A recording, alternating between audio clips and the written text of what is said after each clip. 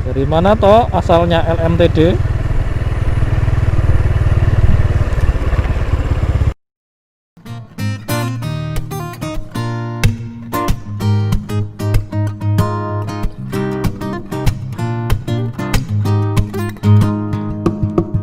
Dalam modul sebelumnya, berbekal prinsip neraca energi sederhana, kita bisa menentukan laju aliran massa dari fluida panas maupun dingin yang mengalir dalam penukar panas tubuler. Tapi, seringnya kita justru lebih tertarik pada persoalan desain. Misal, berapa sih panjang seharusnya alat penukar panas? Untuk itu, mari kita lihat dulu gambar berikut ini.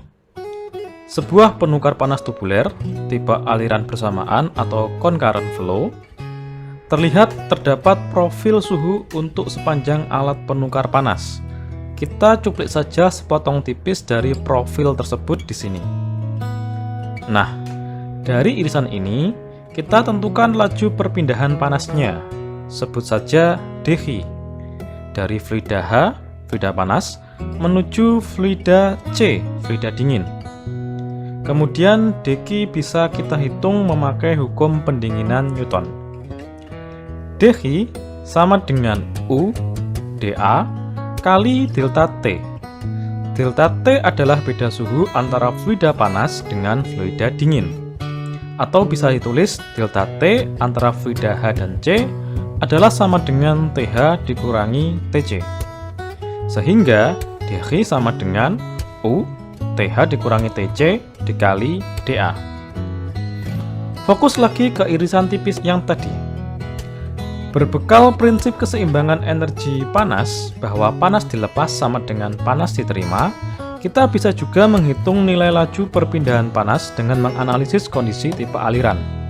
Misal untuk aliran fluida panas, nilai dH sama dengan minus m.H dikali CPH, panas jenis fluida panas, dikali dTH. Untuk aliran fluida dinginnya, dH akan sama dengan m.C CPC dTC. Coba perhatikan, kok nilai dTH-nya negatif? Kok bisa? Karena aliran fluida panas ini akan melepaskan panas, suhunya akan menurun, sehingga perubahannya jadi negatif. Agar persamaan hukum pendinginan Newton bisa disambung dengan prinsip keseimbangan panas, mari pertama kita ubah dulu bentuknya ke TH dan TC. Menjadi dTH sama dengan minus dH dibagi m.H CPH. Sedangkan untuk dTC akan sama dengan dH dibagi m.C CPC. Nah, selanjutnya dTH kita kurangkan dengan dTC agar bentuknya sama dengan yang ada di persamaan pendinginan Newton. dTH dikurangi dTC atau bisa ditulis sebagai D dalam kurung TH dikurangi TC. Nilainya akan sama dengan minus dH dalam kurung 1 per m.H CPH ditambah 1 per m.C CPC. Nilai dq dari persamaan baris kedua bisa kita substitusi ke dH ruas kanan ini.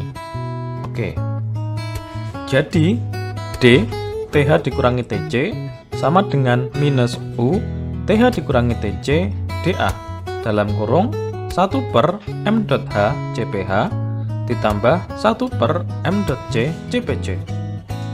Lanjut, TH dikurangi TC kita pindah ke ruas kiri menjadi D TH dikurangi TC per TH dikurangi TC akan sama dengan minus U dA dalam kurung 1 per m.H CPH ditambah 1 per m.C CPC.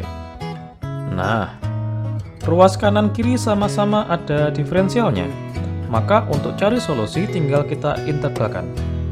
Untuk ruas kiri, dTH dikurangi TC dibagi TH dikurangi TC, kita integralkan mulai dari T inlet hingga T exit, dari suhu inlet hingga suhu outlet. Sedangkan untuk ruas kanan, ada minus U 1 per m.H CPH ditambah 1 per m.C CPC. Yang bila kita integralkan adalah dA mulai dari batas luasan 0 hingga luas total A. Fokus dulu ke ruas kiri. Bentuk ini serupa dengan dx per x toh. Hasil integralnya jadi ln x. atau istilahnya logaritma alami dari X.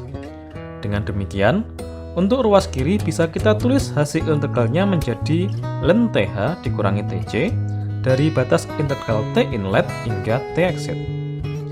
Kemudian untuk ruas kanan, integral dari dA adalah sama seperti integral dari dx, yang hasilnya hanya x. Maka untuk ruas kanan akan menjadi minus U1 per M dot H CPH ditambah 1 per M dot C CPC dikali A. Balik lagi ke ruas kiri, kita jabarkan nilainya. Ln TH exit dikurangi TC exit, ini untuk batas atasnya, dikurangi ln TH inlet dikurangi TC inlet, ini untuk batas bawahnya. Nah, ingat prinsip aljabar. Ln A dikurangi ln B akan sama dengan ln dari A per B. Sehingga ruas kiri ini bisa kita tulis ulang dalam bentuk rasio yang lebih sederhana.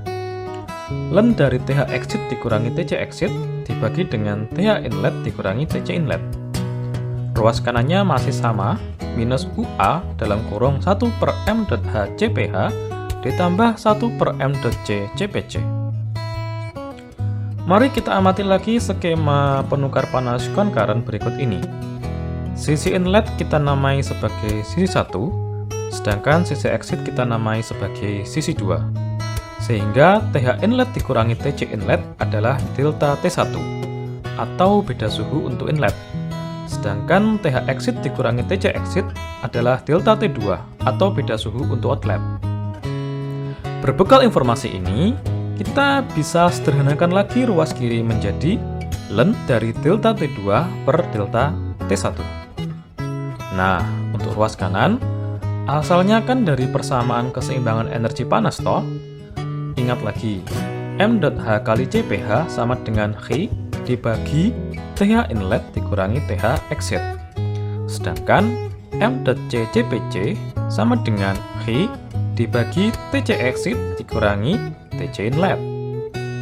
Dua persamaan ini lalu kita substitusikan ke ruas kanan akan menjadi minus UA dalam kurung TH inlet dikurangi TH exit dibagi H ditambah TC exit dikurangi TC inlet dibagi Q. Q kita keluarkan dari dalam kurung dan masing-masing suhu kita pisahkan ke kelompok sisi inlet maupun sisi exit. Sehingga persamaan menjadi minus UA dibagi Q dalam kurung TH inlet dikurangi TC inlet kemudian dikurangi TH exit dikurangi TC exit. Nah, ruas kanan ini TH inlet dikurangi TC inlet adalah delta T1. Sedangkan TH exit dikurangi TC exit adalah delta T2. Dengan demikian, ruas kanan bisa kita sederhanakan menjadi minus UA per Q dalam kurung delta T1 untuk inlet dikurangi delta T2 untuk outlet. Karena yang kita ingin cari adalah Q, maka kita atur ulang rumusnya. Q sama dengan UA delta T2 dikurangi delta T1 dibagi ln dari delta T2 per delta T1. Tanda negatifnya U hilang kemana? Tanda negatifnya dipakai untuk tukar posisi. Delta T1 jadi negatif pindah belakang, sedangkan delta T2 jadi positif pindah ke depan. Lebih sederhananya lagi, persamaan ini bisa kita tulis menjadi Q sama dengan UA delta TLM, di mana delta TLM didefinisikan sebagai delta T2 dikurangi delta T1 dibagi logaritma alami dari delta T2 per delta T1. Istilah delta TLM sering juga disebut sebagai LMTD, log mean temperature difference, log perbedaan suhu rata-rata. Jadi, rumus penting untuk mendesain penukar panas tubular adalah Q sama dengan UA delta T log min.